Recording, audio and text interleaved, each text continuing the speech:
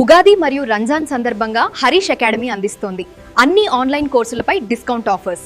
Group 2, SI, constable, GPO, JLM code jobs మరియు JLDL full course ఏదైనా ₹699 మాత్రమే. Course validity 6 నెలలు. ఈ ఆఫర్ మార్చి 16 నుండి మార్చి 22 వరకు మాత్రమే. సులభంగా జాబ్ సాధించే విధంగా లెజెండరీ ఫ్యాకల్టీచే రూపొందించబడిన standard and updated online classes. 3 లక్షల మందికి పైగా పర్చేస్ చేసిన ఆన్లైన్ క్లాసెస్. మరెందుకు ఆలస్యం? వెంటనే హరీష్ అకాడమీ యాప్ ను డౌన్లోడ్ చేసుకోండి. విజయం సాధించండి. Harish the best academy. Phone 8341116915.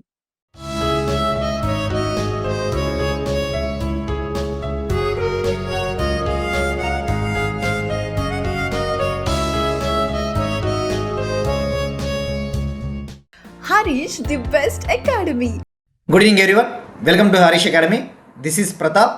ఇక ఇవాటి కరెంట్ అఫైర్స్ స్టార్ట్ చేసే ముందు ఆస్పిరెంట్స్కి ముందుగా ఒక ముఖ్యమైన గమనిక అండి. ఆస్పిరెంట్స్ చాలామంది ఎన్సీఆర్టీస్ ఎలా చదవాలి, ఎన్సీఆర్టీస్ నుంచి ఏ విధంగా నోట్స్ ప్రిపేర్ చేసుకోవాలి అని చెప్పేసి అడుగుతూ ఉన్నారండి. అలానే చాలామంది ఎన్సీఆర్టీస్, ముఖ్యంగా తెలుగు మీడియం ఆస్పిరెంట్స్కి ఎన్సీఆర్టీస్ చదివే అవసరం తక్కువ ఉండవచ్చు, లేదంటే ఎన్సీఆర్టీస్ ఎక్కువగా వాటి జోలికి వెళ్ళి ఉండకపోవచ్చు. బట్ ఎనీవే, ఎన్సీఆర్టీస్ ఎలా చదవాలి అని చెప్పేసి మనము డీటెయిల్గా డిజిటల్ బోర్డు పైన క్లాసెస్ స్టార్ట్ చేసినప్పుడు తెలుసుకుందామండి. ఎందుకంటే ఇప్పుడు మనం ఇంట్లో కూర్చొని ల్యాప్టాప్లో చెప్పేటప్పుడు అంత ఎఫెక్టివ్గా కూడా ఉండకపోవచ్చు. డెఫినెట్లీ మనం డిజిటల్ బోర్డు పైన అయితే మనము నీట్గా ఎఫెక్టివ్గా చెప్పవచ్చు. బట్ అలానే ఆస్పిరెంట్స్కి మరొక ముఖ్యమైన గమనిక అండి. నిన్న మనము కొన్ని టాపిక్స్ డిస్కస్ చేసుకున్నాం. గత 4 days నుంచి చాలా టాపిక్స్ మనం కవర్ చేస్తున్నాం. కానీ ఇంకా రిమైనింగ్ టాపిక్స్ ఏవైనా పెండింగ్లో ఉంటే తప్పకుండా నేను అన్నీ ఒకసారి రివైజ్ చేసుకుంటానండి. చూస్తాను ఇంకా ఏవైనా మిగిలిపోయి ఉన్నాయేమో. తప్పకుండా వన్స్ మనం డిజిటల్ బోర్డు పైన క్లాస్ స్టార్ట్ చేసిన తర్వాత ఈచ్ అండ్ ఎవ్రీ టాపిక్, మిగిలిపోయిన ప్రతి ఇంపార్టెంట్ మైన్యూట్ టాపిక్ని, వన్ లైనర్స్ అటువంటివన్నీ, national, international, states current affairs, ముఖ్యంగా Andhra Telangana current affairs, science and technology, environmental, cultural topics, sports, books ఏవైనా ఉంటే తప్పకుండా నేను ఇంకా కవర్ చేస్తానండి. అందులో మీరు బెంగ పెట్టుకోవాల్సిన అవసరం లేదు. ఇక ఇవాల్టి కరెంట్ అఫైర్స్ మనము మార్చ్ 29, 2026 కరెంట్ అఫైర్స్ స్టార్ట్ చేద్దాం. ఇవాల్టి మన ఫస్ట్ టాపిక్, భారతదేశపు మొట్టమొదటి శరణాలయ ఓడరేవు. భారతదేశపు మొట్టమొదటి శరణాలయ ఓడరేవు. India's first port of refugee. India's first port of refugee. భారతదేశపు మొట్టమొదటి శరణాలయ ఓడరేవుని Adani ports and special economic zone సంస్థ ఏర్పాటు చేసింది, అభివృద్ధి చేసింది. ఇండియాస్ ఫస్ట్ పోర్ట్ ఆఫ్ రెఫ్యూజీని Adani ports and special economic zone setup చేసింది, ఎస్టాబ్లిష్ చేసింది. మరి ఇక్కడ శరణాలయ రెఫ్యూజీ అంటే ఎవరు? మనము న్యూస్లో మనం ఎక్కువగా చూస్తూ ఉంటాం, శరణార్థులు, రెఫ్యూజీలు. ఫర్ ఎగ్జాంపుల్, ఏదైనా ఒక కంట్రీలో మైనారిటీస్ ఉన్నారో అనుకుందాం. వాళ్ళు అక్కడ ఎక్కువగా వివక్షకు గురవుతూ ఉంటారు. వాళ్ళు వేరే దేశానికి వెళ్ళి శరణార్థులుగా బతుకుతూ ఉంటారు, రెఫ్యూజీలుగా. అంటే ఉదాహరణకు మ్యాన్మార్లోని రోహింగ్యాస్ తీసుకుంటే, రోహింగ్యాసు వాళ్ళు వేరే దేశాలకు పోయి శరణార్థులుగా బతుకుతూ ఉంటారు. సో ఇక్కడ రెఫ్యూజీ అంటేనే మనకి తెలుగులో చెప్పాలి అంటే శరణార్థులు. సో మరి ఇక్కడ శరణాలయ ఓడరేవు ఏంటి? ఇండియాస్ ఫస్ట్ పోర్ట్ ఆఫ్ రెఫ్యూజీని Adani ports and special economic zone ఏర్పాటు చేసింది. మరి ఎందుకోసం ఏర్పాటు చేసిందంటే మన యొక్క సముద్రయాన భద్రతను పెంపొందించడం కోసం ఏర్పాటు చేసింది. మ్యారిటైమ్ సేఫ్టీని ఇంక్రీజ్ చేయడం కోసం ఏర్పాటు చేసింది. అంటే ఏంటి? ఫర్ ఎగ్జాంపుల్, ఇప్పుడు మనకి జనరల్గా మనం చూస్తూ ఉంటాం, షిప్స్, ఇండియన్ షిప్సే తీసుకోండి. ఇండియన్ షిప్స్ ముఖ్యంగా ఇండియన్ ఓషియన్ రీజన్ ప్రాంతంలో కావచ్చు, ఎక్కడైనా కొన్ని ప్రమాదాలకు గురవుతూ ఉంటాయి. ఏవైనా సముద్రపు దొంగలు, ఈ యొక్క ఓషియన్ పైరేట్స్, ఈ సముద్రపు దొంగలు కావచ్చు, లేదంటే ఏవైనా ఈ ఆయిల్ స్పిల్, ఈ యొక్క ఏవైనా యాక్సిడెంట్లు జరిగినప్పుడు ఆ నౌకలు దెబ్బతింటాయి. అందులో ఉన్న ఆఫీసర్స్ అందరూ కూడా చాలా ప్రమాదాల్లో చిక్కుకుంటూ ఉంటారు. సో అటువంటి నౌకలకి, అటువంటి షిప్స్కి ఇమ్మీడియట్గా అవసరమైన సహాయం అందించడం కోసము కెపాసిటీ బిల్డింగ్ అనేది అవసరం. అంటే ఏంటి? మన దగ్గర సామర్థ్యం ఉండాలి. సో అలా క్రైసిస్లో ఉన్న షిప్స్ ఏవైతే ఉంటాయో, ఇబ్బందుల్లో ఉన్న నౌకలు, ఆ స్టాఫ్కి సంబంధించి అవసరమైన సహాయం అందించడం కోసము శరణాలయ ఓడరేవుని ఏర్పాటు చేయాలని చెప్పేసి అదానీ పోర్ట్ సంస్థ ఏర్పాటు చేసింది. Adani ports special economic zone. మరి ఇక్కడ మీరు చూస్తే ఇందులో భాగంగా అదానీ పోర్ట్స్ సంస్థ 2 ప్రాంతాలని, 2 పోర్టుల్ని రెఫ్యూజీ ప్లాన్లో భాగంగా, శరణార్థ ప్రణాళికలో భాగంగా అభివృద్ధి చేసింది. ఒకటి వెస్ట్ కోస్ట్లోని డిగీ పోర్టు, ఈ యొక్క పశ్చిమ తీరంలో డిగీ పోర్టు, అలానే ఈస్ట్ కోస్ట్ తూర్పు తీరంలోని గోపాల్పూర్ పోర్టుని రెఫ్యూజీ పోర్టులుగా అభివృద్ధి చేస్తూ ఉంది ఈ రెండు ప్రాంతాలని. మరి ఇక్కడ మీరు చూస్తే వెస్ట్ కోస్ట్ డిగి పోర్ట్ వచ్చేసి Maharashtra, east Coast Gopalpur port వచ్చేసి ఒడిషా. సో ఇక్కడ మీరు చూస్తే ఇక్కడంతా కూడా ఇంగ్లీష్లో ఇచ్చినది. మనకి ఏదైనా ఆ యొక్క నౌకలు ప్రమాదాల్లో ఉన్నప్పుడు ఇమ్మీడియట్గా వాళ్ళకి అవసరమైన సపోర్టు రెస్పాన్స్ అందించడం కోసమే మనకి ఇటువంటివి అభివృద్ధి చేస్తూ ఉంటారు. సో ఇక్కడ సింపుల్గా Adani ports special economic zone India's first port of refugee. ఇందులో భాగంగా 2 పోర్టుల్ని అభివృద్ధి చేశారన్న విషయం గుర్తుపెట్టుకుంటే సరిపోతుంది. నెక్స్ట్ వన్, డిజిటల్ ఇండియా భాషిని విభాగం మరియు pension fund regulatory and development authority అవగాహన ఒప్పందం. డిజిటల్ ఇండియా భాషిని డివిజను మరియు pension fund regulatory and development authority మధ్య ఒక అగ్రిమెంట్ కుదిరింది, ఒక ఎంఓయు. మరి ఈ ఎంఓయు ముఖ్య ఉద్దేశం ఏంటి? ఈ యొక్క పెన్షన్ సర్వీసెస్ ఏవైతే ఉంటాయో పెన్షన్ సేవలలో ముఖ్యంగా పెన్షన్ సర్వీసెస్ పొందేటప్పుడు కన్స్యూమర్స్, వినియోగదారులు, అంటే బెనిఫిషియరీస్, లబ్ధిదారులు ఈ యొక్క భాషాపరమైన సమస్యలు ఎదుర్కొంటూ ఉంటారు. భాషాపరమైన సమస్యలు, మరి అటువంటి భాషాపరమైన సమస్యలు లేకుండా ఉండాలి అంటే వాళ్లకు కావాల్సిన అన్ని భాషలలో ఈ యొక్క పెన్షన్ సేవలను అందించడం కోసము ఈ యొక్క ఒప్పందం కుదిరింది. మరి ఇందులో భాగంగా పెన్షన్ సర్వీసెస్లో మల్టీలింగ్వల్ ఎనేబుల్మెంట్ అంటే మల్టిపుల్ లాంగ్వేజెస్లలో సర్వీసెస్ అందించడం జరుగుతుంది. సో పెన్షన్ సేవలలో బహుభాషా సాధికారత కోసం అవగాహన ఒప్పందం కుదిరింది. మరి ఇక్కడ డిజిటల్ ఇండియా భాషిని డివిజన్, మరి ఈ డిజిటల్ ఇండియా భాషిని డివిజన్ అనేది ఎలక్ట్రానిక్స్ మంత్రిత్వ శాఖ కింద ఉంటుంది. Meitei, electronics and information technology మంత్రిత్వ శాఖ కింద ఉంటుంది. ఇది ఇండియన్ కాన్స్టిట్యూషన్లోని 8వ షెడ్యూల్లోని 22 భాషలలో అవసరమైన సేవలు అందిస్తుంది భాషిని విభాగము. మరి ఎందులో ఏ ప్రోగ్రాంలో భాగంగా ఈ సేవలు అందించబోతా ఉన్నారు అంటే భాషిని ఫర్ సేవ లేదా సంచాలన్ అంటారు దీన్నే. భాషిని ఫర్ సేవ సంచాలన్, భాషిని సహయోగి ప్రోగ్రాం. డైరెక్ట్గా అడుగుతాడు, భాషిని ఫర్ సేవ సంచాలన్, భాషిని సహయోగి ప్రోగ్రాం, దీనికి సంబంధించి ఏది నిజము అంటే ఈ యొక్క ప్రోగ్రాంలో భాగంగా pension fund regulatory and development authority మరియు భాషిని విభాగం మధ్య ఒప్పందం కుదిరింది. సో ఇది అండి మనం చెప్పిన కంటెంట్ అంతా కూడా ఇక్కడ ఇంగ్లీష్లో ఇవ్వడం జరిగింది.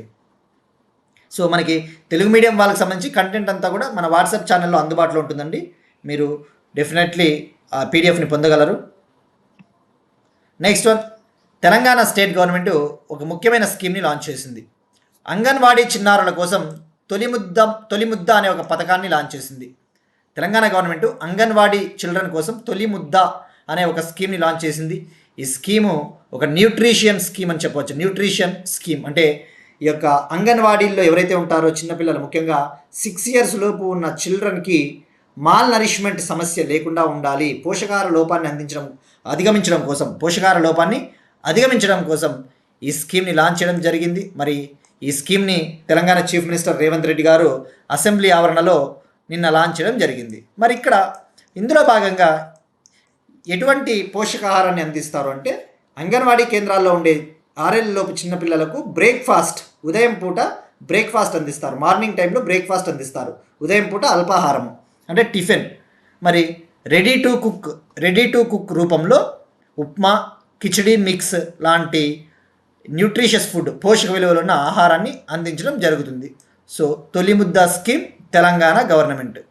ఇటీవల మనం డిస్కస్ చేసుకున్నాం, తెలంగాణ గవర్నమెంట్ AI ఆధారిత అంగన్వాడీ కేంద్రాన్ని హైదరాబాద్లో లాంచ్ చేసింది అని చెప్పేసి, కృత్రిమ మేధస్సు ఆధారిత అంగన్వాడీ కేంద్రం. అందులో భాగంగా చిల్డ్రన్కి AI టూల్స్ని ఉపయోగించి వాళ్ళ యొక్క అభ్యసన సామర్థ్యాన్ని, వాళ్ళ యొక్క లెర్నింగ్ క్యాపబిలిటీస్ని ఇంప్రూవ్ చేస్తారు, పెంపొందిస్తారు. ఇక భారతదేశంలో మొట్టమొదటి AI ఆధారిత అంగన్వాడీ కేంద్రం అంటే మహారాష్ట్రలోని నాగపూర్ డిస్టిక్లో ఏర్పాటు చేశారని చెప్పేసి మనం రీసెంట్గా కూడా తెలుసుకున్నాం. India's first AI based anganwadi centre Maharashtra Nagpur district, last year launch చేశారు అది. నెక్స్ట్ వన్, ఎకానమీకి సంబంధించి ఒక ఇంపార్టెంట్ టాపిక్ అండి. 2026 to 2031 కాలానికి ద్రవ్యోల్బణ లక్ష్యం 4% విత్ +or-2% బ్యాండ్. భారత ప్రభుత్వం 2026 నుంచి 2031 కాలానికి గాను ద్రవ్యోల్బణము లక్ష్యాన్ని నిర్దేశించింది. మరి 2026 to 2031 పీరియడ్కి గాను రీటైల్ ఇన్ఫ్లేషన్ టార్గెట్, ద్రవ్యోల్బణం అంటే ఇంగ్లీష్లో రీటైల్ ఇన్ఫ్లేషన్ టార్గెట్ ఆ టార్గెట్ని 4%గా డిసైడ్ చేసింది.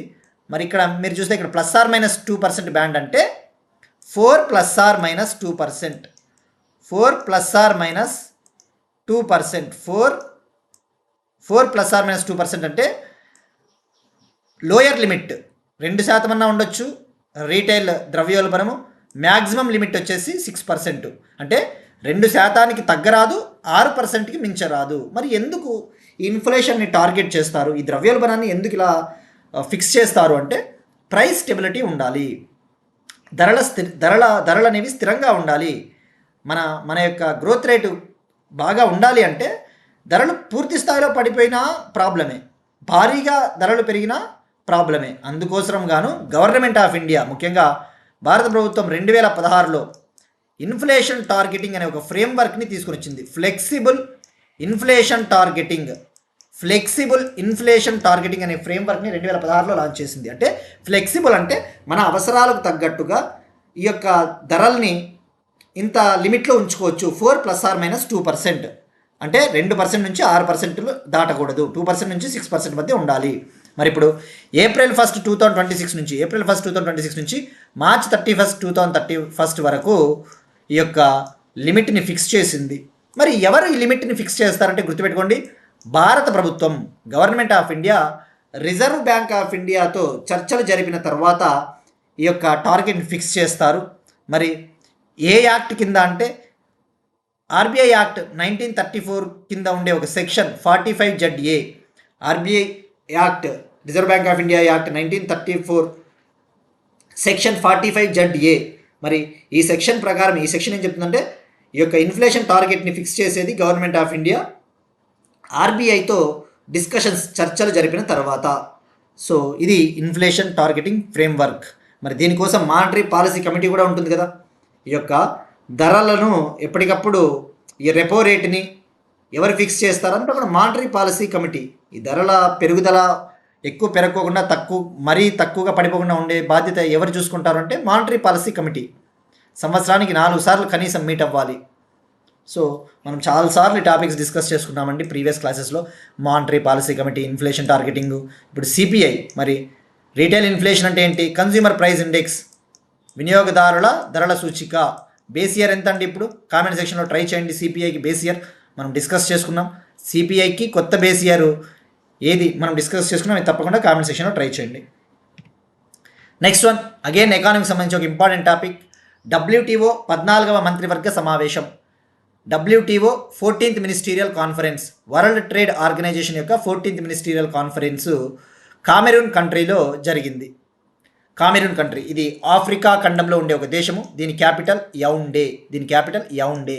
మరి ప్రపంచ వాణిజ్య సంస్థ యొక్క 14వ మంత్రివర్గ సమావేశము కామెరూన్లోని యౌండే సిటీలో March 26 నుంచి 29 వరకు జరిగింది. అంటే March 26 నుంచి ఇవాళ వరకు జరిగింది. మరి ఇక్కడ మనం ఫోకస్ చేయాల్సింది ప్రపంచ వాణిజ్య సంస్థ అంటే ఏంటి, దీని ముఖ్య ఉద్దేశం ఏంటి. ఇక్కడ ఫస్ట్ మనము ఈ యొక్క టాపిక్ గురించి డిస్కస్ చేసుకున్న తర్వాత WTO గురించి డిస్కస్ చేసుకుందామండి. ఈ WTO 14వ మంత్రివర్గ సమావేశానికి ఎవరు అధ్యక్షత వహించారు అంటే కామెరూన్ దేశ ట్రేడ్ మినిస్టర్, కామెరూన్ దేశ వాణిజ్య మంత్రి లూక్ మెగ్లోయిర్ ఎంబార్గా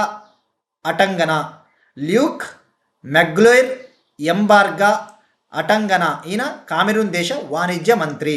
మరి భారతదేశం తరపున Indian commerce and industries minister, భారతదేశ పరిశ్రమలు వాణిజ్య మంత్రి పీయూష్ గోయల్ గారు ఇండియా తరపున అక్కడికి వెళ్ళారు, ప్రాతినిధ్యం వహించారు. India's representative Piyush Goyal. So ఇక్కడ ఫోకస్ చేయాల్సింది మరి ఏం డిస్కస్ చేశారు అంటే ఇక్కడ first of all ministerial conference అంటే మంత్రివర్గ సమావేశం అనేది ఇప్పుడు మనకి ఏ విధంగా అయితే యూనియన్ క్యాబినెట్ మీటింగులు జరుగుతాయో అలానే WTO సభ్యదేశాలు ఏవైతే ఉంటాయో ఆ మెంబర్ కంట్రీస్ యొక్క ట్రేడ్ మినిస్టర్సు ప్రతి 2 ఏళ్ళకు ఒకసారి మీట్ అవుతారు, ఎవ్రీ 2 ఇయర్స్కి ఒకసారి మీట్ అవుతారు. సో ఇక్కడ గుర్తుపెట్టుకోండి, WTO మినిస్టీరియల్ కాన్ఫరెన్స్ అనేది ఎవ్రీ 2 ఇయర్స్కి ఒకసారి జరుగుతుంది.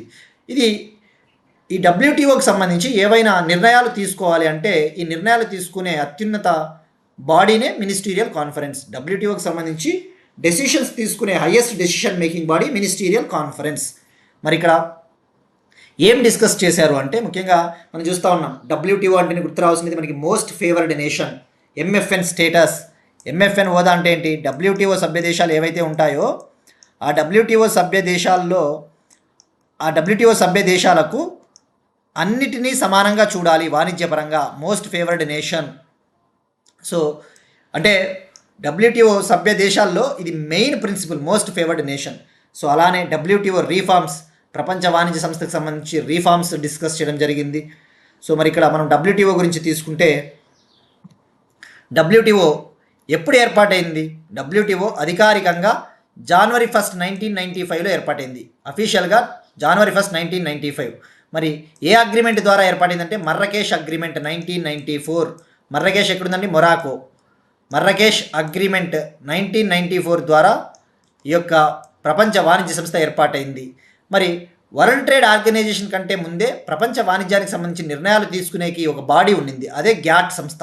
GATT, general agreement on tariffs and trade. General agreement on tariffs and trade. ఈ గ్యాట్ అనేది 1948 నుంచి ఉంది. అయితే దీని స్థానంలోనే, గ్యాట్ స్థానంలోనే డబ్ల్యూటీఓ జనవరి 1, 1995 ఏర్పాటైంది. గుర్తుపెట్టుకోండి, మర్రకేష్ అగ్రిమెంట్ ద్వారా. మరి డబ్ల్యూటీఓలో సభ్య దేశాలు 166 ఉంటాయి. గుర్తుపెట్టుకోండి, 166 దేశాలు. దీని హెడ్ క్వార్టర్స్ జెనీవా, స్విట్జర్లాండ్.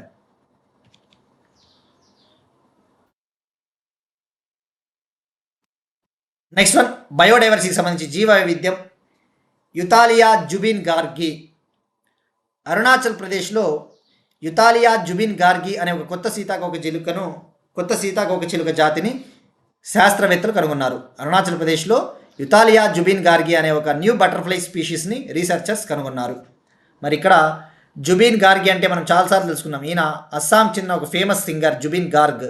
ఆయన 2025లో సింగపూర్లోని ఒక ఐలాండ్, ఒక ద్వీపంలో మరణించారు ప్రమాదవశాత్తు స్విమ్మింగ్ చేస్తూ. మరి అందుకే సింగపూర్ దేశము ఆయన మరణించిన ద్వీప ప్రాంతాన్ని జుబిన్ గార్గ్ ఐలాండ్గా పేరు పెట్టడం జరిగింది. సో గుర్తుపెట్టుకోండి, జుబిన్ గార్గ్ ఐలాండ్గా ఏ కంట్రీ నామకరణం చేసింది అంటే సింగపూర్. మరి ఆయన పేరిట ఇప్పుడు ఒక సీతాకోక చిలుక జాతికి కూడా ఆయన పేరును పెట్టడం జరిగింది. సో ఇక్కడ గుర్తుపెట్టుకోండి, ఎక్కడ కనుగొన్నారు అంటే అరుణాచల్ ప్రదేశ్. మరి ఇక్కడ మనం ఫోకస్ చేసింది బటర్ఫ్లై అనేది. ఇది ఒక పొలినేటర్ స్పీషీస్, అంటే ఈ యొక్క పుప్పొడి రేణువులను మోసుకుని వెళ్ళి పరపరాగ సంపర్కాన్ని అభివృద్ధి చెందించే బాధ్యత బటర్ఫ్లై బాధ్యత. పొలినేటర్ స్పీషీస్. ఏ విధంగా అయితే మనకి ఫ్లైస్, ఈగలు, అలానే మనకి ఇటువంటివి ఉంటాయి కదా, ఈగలు, ఫ్లైస్, తూనీగలు, ఇవన్నీ కూడా పొలినేటర్ స్పీషీస్. మరి భారతదేశంలో మొట్టమొదటి బటర్ఫ్లై శాంక్చురీ ఎక్కడ ఉందండి? మనం డిస్కస్ చేసుకున్నాం. India's first butterfly sanctuary. Butterflies కోసం ప్రత్యేకంగా ఒక శాంక్చురీని ఏర్పాటు చేశారు. ఎక్కడ?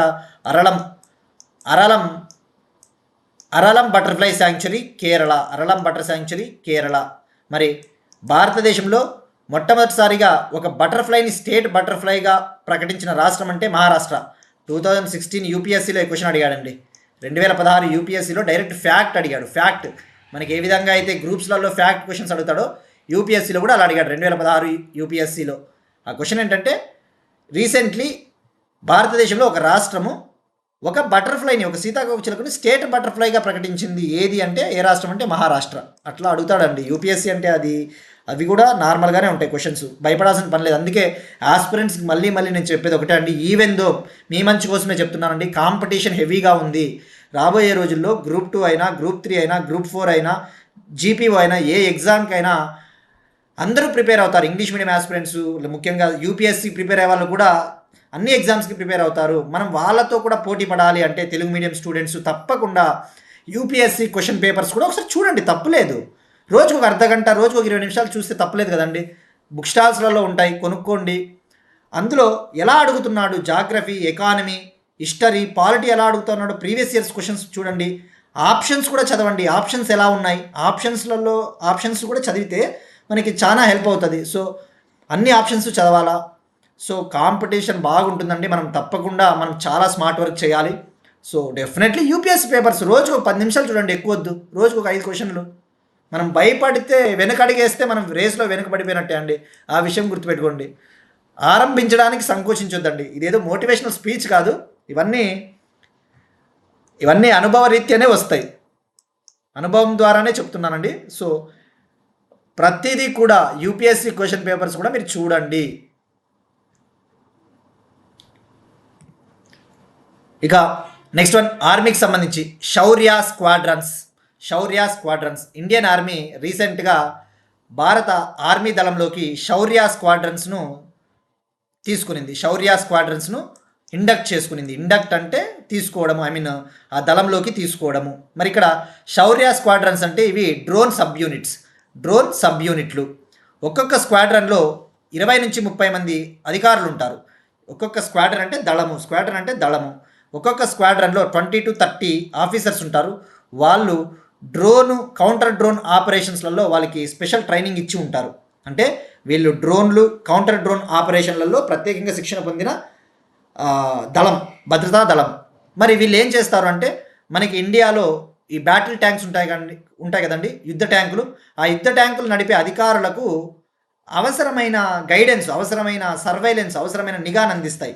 ఈ యొక్క బ్యాటిల్ ట్యాంక్స్, యుద్ధ ట్యాంకులు ఎవరైతే నడుపుతారో వాళ్ళు శత్రు దేశాలకు చెందిన మిసైల్స్ని ఏవైనా నాశనం చేయాలి అంటే వాళ్ళకి ఆ డ్రోన్స్ని ఎలా ఆపరేట్ చేయాలి, వాళ్ళకి ఎగ్జాక్ట్గా ఆ యొక్క స్ట్రైకింగ్ కెపబిలిటీ, వాటిని నాశనం చేసే సామర్థ్యాన్ని ఈ శౌర్య స్క్వాడ్రన్ భద్రతా దళం అందిస్తుంది. గుర్తుపెట్టుకోండి, ఈ శౌర్య స్క్వాడ్రన్స్ బ్యాటిల్ ట్యాంక్స్ నడిపే అధికారులకు అవసరమైన గైడెన్స్, అవసరమైన సహాయం అందిస్తుంది. సో గుర్తుపెట్టుకోండి, to assist the battle tank commanders, to help the battle tank commanders. మరి ఇక్కడ మీరు చూస్తే మనము ఇంకొక టాపిక్ కూడా డిస్కస్ చేసుకున్నాం లాస్ట్ ఇయర్ రీసెంట్గా కూడా డిస్కస్ చేసుకున్నాం. అస్ని డ్రోన్ ప్లెటూన్ అంటే ఇది కూడా సేమ్ అండి. అస్ని డ్రోన్ దళం అంటే కూడా, ఈ అస్ని డ్రోన్ దళంలో కూడా అధికారులు ఉంటారు. ముఖ్యంగా వాళ్ళకి డ్రోన్స్ని ఎలా ఆపరేట్ చేయాలి వాళ్ళకి ట్రైనింగ్ ఇచ్చింటారు. మరి వీళ్ళు ఎవరికి సహాయం చేస్తారంటే అధికారులకి, ఆర్మీ సైనికులకి. ఇన్ఫాంట్రీ బెటాలియన్ అంటారు వాళ్ళనే. ఇన్ఫాంట్రీ అంటే ఏంటి, మనకి సైన్యము. ఈ శౌర్య స్క్వాడ్రన్స్ ఈ యొక్క యుద్ధ ట్యాంకులు నడిపే కమాండర్లకు హెల్ప్, అవసరమైన గైడెన్స్ ఇస్తుంది. అస్ని డ్రోన్ ప్లెటూన్స్ వీళ్ళు కూడా డ్రోన్ ఆపరేటర్లే. ఈ యొక్క భారతదేశ సైనికులకు, ఇన్ఫాంట్రీ బెటాలియన్స్కు అవసరమైన గైడెన్స్ హెల్ప్ చేస్తారు. ఆ విషయం, ఆ యొక్క డిఫరెన్స్ ఐడియా పెట్టుకోండి మీరు. ఇక మనకి ఎగ్జామ్ పాయింట్ ఆఫ్ వ్యూలో బ్యాటిల్ ట్యాంక్స్ అనే వర్డ్ కనబడినప్పుడు మీరు క్వశ్చన్ చేసుకోవాలండి, ఎగ్జాంపుల్స్ ఏమైనా ఉన్నాయా, యుద్ధ ట్యాంకులు ఏమైనా ఉన్నాయా ఒకసారి గుర్తు చేసుకోవాలండి. T-90 Bhishma tank, T-90 Bhishma అంటాడు వాడు. రేపు పొద్దున ఎగ్జామ్లో ఎలా అడుగుతా అంటే T-90 భీష్మ ట్యాంకు, T-72 అజేయ, T-90 భీష్మ, T-72 అజేయ, జొరావర్ అనే పదాలను ఇటీవల మనం వార్తల్లో చూసాము. ఇవి ఏంటివి అంటాడు డిఫెన్స్ టాపిక్స్లలో. ఎందుకంటే గ్రూప్ 2 ఎక్కడ తీసుకున్న డిఫెన్స్ అనేది మనకి, మీరు సెంట్రల్ ఎగ్జామ్స్ ప్రిపేర్ అయితే డిఫెన్స్ అనేది మనకి చాలా ఇంపార్టెంట్, డిఫెన్స్ కరెంట్ అఫైర్స్. మరి నేను ఇలా అడుగుతా, T-90 T-72 జొరావర్ అనే టర్మ్స్ని వార్తల్లో చూసాం. ఇవేంటివి? ఆప్షన్ ఏ యుద్ధ ట్యాంకులు, ఆప్షన్ బి డ్రోన్లు, ఆప్షన్ సి స్టెల్త్ ఫ్రిగేట్లు, అట్లా ఏమైనా ఆప్షన్స్ ఇచ్చినప్పుడు. సో T-90 భీష్మ అనేది ఒక బ్యాటిల్ ట్యాంక్, యుద్ధ ట్యాంకు. T-72 అజేయ ఒక యుద్ధ ట్యాంకు. జొరావర్ ఇది కూడా యుద్ధ ట్యాంకు. అట్లా అండి. నెక్స్ట్ వన్, హెల్త్ సెక్టార్ సంబంధించి ఒక ఇంపార్టెంట్ టాపిక్. ఆటిజం చికిత్సలో స్టెమ్ సెల్ థెరపీ వినియోగంపై నిషేధం. National medical commission autism disorder ఏదైతే ఉందో, చిన్నపిల్లల్లో ఆటిజం డిజార్డర్ ఉంటుంది. అంటే ఒక మానసికపరమైన సమస్య, నాడీ సంబంధిత ఒక సమస్య, వాళ్ళలో ఎదుగుదల ఉండదు, గ్రోత్ ఉండదు. సో మరి అటువంటి ఆటిజం డిజార్డర్కి, ఆటిజం వ్యాధితో ఎవరైతే పిల్లలు బాధపడుతూ ఉంటారో వాళ్లకు స్టెమ్ సెల్ థెరపీని వినియోగించరాదు. ఆ ఆటిజం వ్యాధిని నిర్మూలించడానికి, తగ్గించడం కోసం ఈ స్టెమ్ సెల్ థెరపీ అంటే మూలకణ చికిత్సని ఉపయోగించరాదు, యూజ్ చేయరాదు అని చెప్పేసి నేషనల్ మెడికల్ కమిషన్ చెప్పింది. మరి ఎందుకు చెప్పింది? మరి మీరు చూస్తూ ఉంటే శాస్త్రీయ ఆధారాలు లేవు అని చెప్పింది. ఈ యొక్క స్టెమ్ సెల్ థెరపీ ద్వారా ఆటిజం వ్యాధి అనేది నయం అవుతుందని చెప్పి నిరూపించడానికి ఎటువంటి ఆధారాలు లేవని చెప్పేసి నేషనల్ మెడికల్ కమిషన్ చెప్పింది. అలానే ముఖ్యంగా ప్రైవేట్ హాస్పిటల్స్ దోచుకుంటున్నాయి ఈ స్టెమ్ సెల్ థెరపీ పేరిట అని చెప్పేసి కూడా చెప్పడం జరిగింది. సో ఇది అండి ఆటిజం చికిత్సలో స్టెమ్ సెల్ థెరపీ నిషేధం అని చెప్పేసి నేషనల్ మెడికల్ కమిషన్ చెప్పింది. మరి అసలు స్టెమ్ సెల్ థెరపీని ఎన్ని రకాల వ్యాధులకు ఇండియాలో యూజ్ చేస్తూ ఉన్నారు? ఇండియాలో స్టెమ్ సెల్ థెరపీని 32 టైప్స్ ఆఫ్ డిసీజెస్కి యూజ్ చేయవచ్చని చెప్పేసి Indian council of medical research అనుమతించింది. మరి అవి ఏవి వ్యాధులు? ల్యూకేమియా, తలస్సేమియా, కొన్ని వ్యాధులు, అలాంటి వ్యాధులకి అనుమతించింది. సో ఓవరాల్గా 32 డిజార్డర్స్ అన్న విషయం గుర్తుపెట్టుకోండి. So stem cell therapy. ఇక మూల కణాలు అని మనం చాలాసార్లు తెలుసుకున్నాం కదండి. స్టెమ్ సెల్స్ అంటే ఏంటివి? మూల కణాలు. ఉదాహరణకు తల్లి ఒక పిల్లవాడికి జన్మనిచ్చిన తర్వాత మనకి ఇది ఉంటుంది కదండి, దాన్ని ఏమంటారు, బొడ్డుతాడు అంటారు కదా, అలాంటివే ఇవన్నీ కూడా బొడ్డుతాడు వల్ల కూడా, బొడ్డుతాడును ఉపయోగించి కూడా చాలా వ్యాధులు నయం చేయవచ్చు. స్టెమ్ సెల్స్ అంటే ఆ మూల కణాల ద్వారానే మన శరీరంలో ఉన్న కణాలు, మన శరీరంలో ఉన్న సెల్స్, ఆర్గాన్స్, అవయవాలు అన్నీ ఎక్కడి నుంచి ఏర్పడతాయి అంటే ఈ స్టెమ్ సెల్స్ నుంచే. ప్లూరిపొటెంట్ స్టెమ్ సెల్స్ అంటారు. వివిధ రకాల అవయవాలు అభివృద్ధి చెందాలి అంటే మూల కణాలు అవసరము. స్టెమ్ సెల్స్ అవే రూట్ సెల్స్ అట్లా. నెక్స్ట్ వన్, 16 ఏళ్లలోపు పిల్లలకు సోషల్ మీడియాను బ్యాన్ చేసిన ఇండోనేషియా. ఆస్ట్రేలియా బాటలో ఇండోనేషియా. అండర్ 16 ఇయర్ చిల్డ్రన్కి సోషల్ మీడియాని బ్యాన్ చేస్తూ, సోషల్ మీడియాని నిషేధిస్తూ ఇండోనేషియా ఒక నిర్ణయం తీసుకునింది. మరి తద్వారా ఈ యొక్క అండర్ 16 ఇయర్ చిల్డ్రన్కు సోషల్ మీడియా నిషేధాన్ని విధించిన మొట్టమొదటి south east Asian country. Under 16 year చిల్డ్రన్కి ఈ యొక్క సోషల్ మీడియా, ఫేస్బుక్, ట్విట్టర్ ఇటువంటి వాటిని నిషేధించిన మొట్టమొదటి ఆగ్నేయాసియా దేశం ఇండోనేషియా. మరి సౌత్ ఈస్ట్ ఏషియా నేషన్. మరి ప్రపంచంలో మొట్టమొదటిసారిగా అండర్ 16 ఇయర్ చిల్డ్రన్కి సోషల్ మీడియాను బ్యాన్ చేసిన కంట్రీ ఆస్ట్రేలియా. ఆ విషయం గుర్తుపెట్టుకోండి. మరి ఇండియాలో అండర్ 16 ఇయర్ చిల్డ్రన్కి సోషల్ మీడియాను బ్యాన్ చేస్తూ నిర్ణయం తీసుకున్న ఫస్ట్ స్టేటు ఇటీవల కర్ణాటక. మరి ఇది సౌత్ ఈస్ట్ ఏషియా నేషన్స్ అంటేనే ఏషియాన్. మరి ఏషియాన్ దేశాలు ఎన్ని ఉన్నాయండి? 11 కదా. ఆసియాన్లో ఇండోనేషియా మెంబరు. మరి ఆసియాన్లో 11th కంట్రీ ఏది? మనం చాలాసార్లు డిస్కస్ చేసుకున్నాం. తిమోర్ లెస్తే అనే దేశం ఆసియాన్లో 11వ దేశంగా జాయిన్ అయింది. నెక్స్ట్ వన్, సెయిల్ సిఎండిగా అశోక్ కే Panda.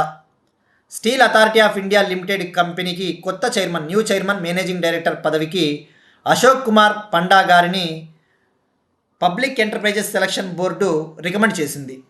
Steel authority of India లిమిటెడ్కి న్యూ చైర్మన్, మేనేజింగ్ డైరెక్టర్గా అశోక్ కుమార్ పాండా గారిని పబ్లిక్ ఎంటర్ప్రైజెస్ సెలక్షన్ బోర్డు పిఈఎస్బి సిఫారసు చేసింది, రికమెండ్ చేసింది. మరి ఆయన అపాయింట్ చేయాలి అంటే ఎవరు అపాయింట్ చేస్తారంటే యూనియన్ ప్రైమ్ మినిస్టర్ ఆధ్వర్యంలోని అపాయింట్మెంట్స్ కమిటీ, ప్రధాని మోడీ నేతృత్వంలోని కేబినెట్ నియామకాల కమిటీ, అపాయింట్మెంట్స్ కమిటీ ఆమోద ముద్ర వేయాల్సి ఉంటుంది, అప్రూవల్ ఇవ్వాల్సి ఉంటుంది.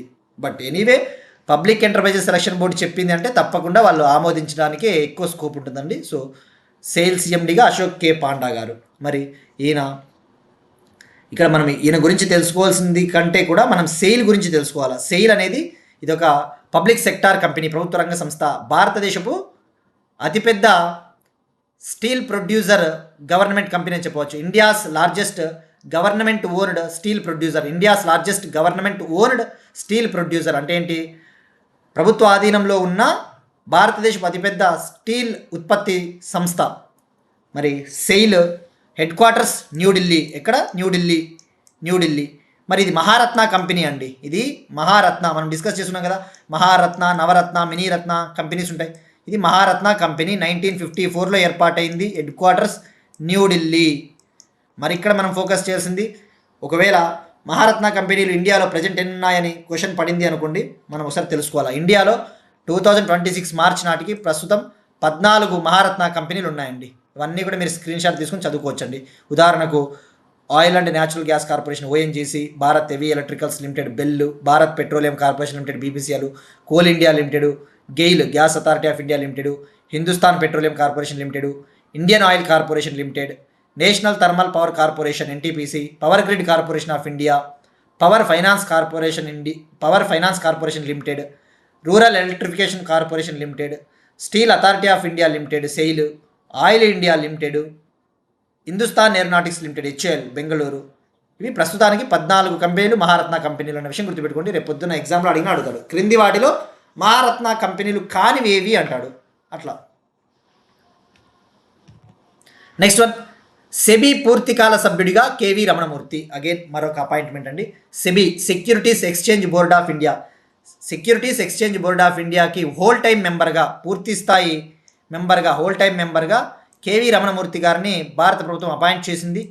3 years కాలానికి గాను, 3 ఏళ్ల పదవీ కాలానికి గాను. ఈయన 1991 batch Indian defence accounts service officer.